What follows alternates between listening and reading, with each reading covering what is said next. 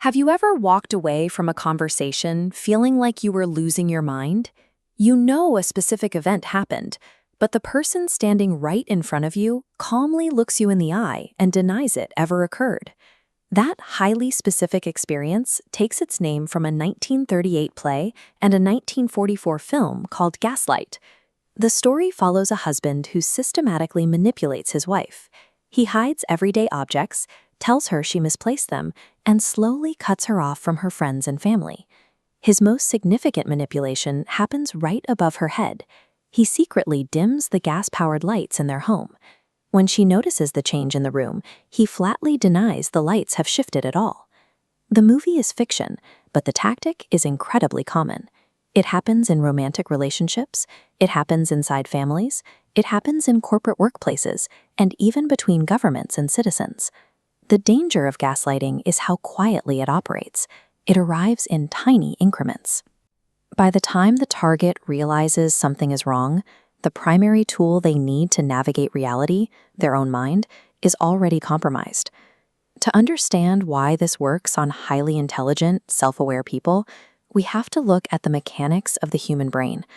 We are far less certain about our own perceptions than we like to think. Decades of research by psychologist Elizabeth Loftus demonstrated that human memory is not a hard drive recording. It is a highly malleable reconstruction. Through subtle suggestion alone, Loftus proved she could implant entirely false memories into research participants, which they recalled with complete confidence. Gaslighting exploits this cognitive dissonance. This unbearable tension hits when physical facts conflict directly with what someone you trust is telling you.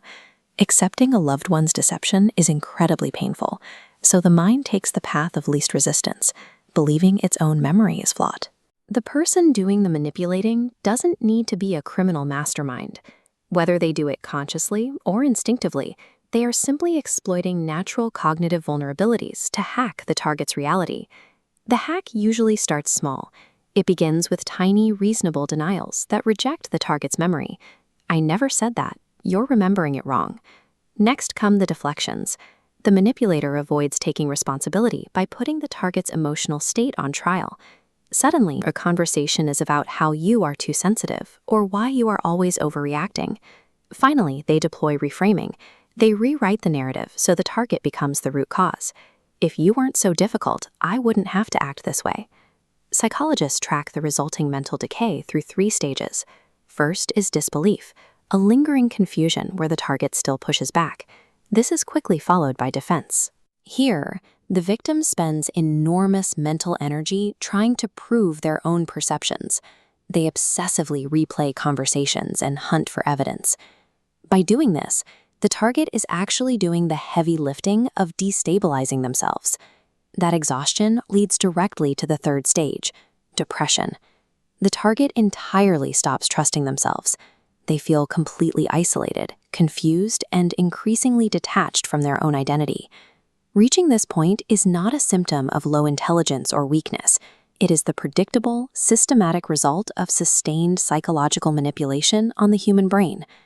You can test if you are in this dynamic right now. Look for a default state of constantly second-guessing yourself. Notice if you routinely walk away from everyday conversations feeling slightly confused, like you can't quite find your footing. Pay attention to your behavioral adaptations. You might find yourself constantly apologizing, even when you aren't sure what you did wrong, because apologizing has become the path of least resistance. The most telling indicator is entirely physical. You feel profound relief when they leave, and an immediate spike in anxiety the moment they return. This manipulation relies entirely on destroying your confidence in your own instincts. So if your instinct is telling you that something is deeply wrong, that is the exact signal you need to trust. The ultimate objective of this abuse is control. A person who doesn't trust their own perception becomes entirely dependent on someone else to define reality for them, and that dependence grants the manipulator absolute power. To break the cycle, you have to physically document your reality. Keep a private written journal. Write down what happened, what was said, and how you felt, immediately after an incident occurs. Second, trust your nervous system. Your body often knows the truth before your conscious mind catches up.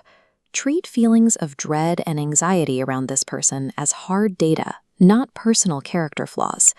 Third, break the forced isolation. Gaslighters thrive in a closed system. Speak to a trusted friend or a therapist.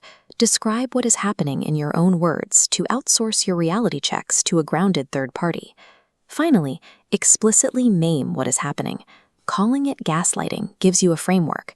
From there, create immediate physical and emotional distance from the manipulator to allow your mind the space it needs to heal. You are not crazy. You are not too sensitive. You are someone whose reality was deliberately distorted by a person who benefited from your confusion. The damage is real, but the truth is clear. Self-trust, once lost, can and will be rebuilt.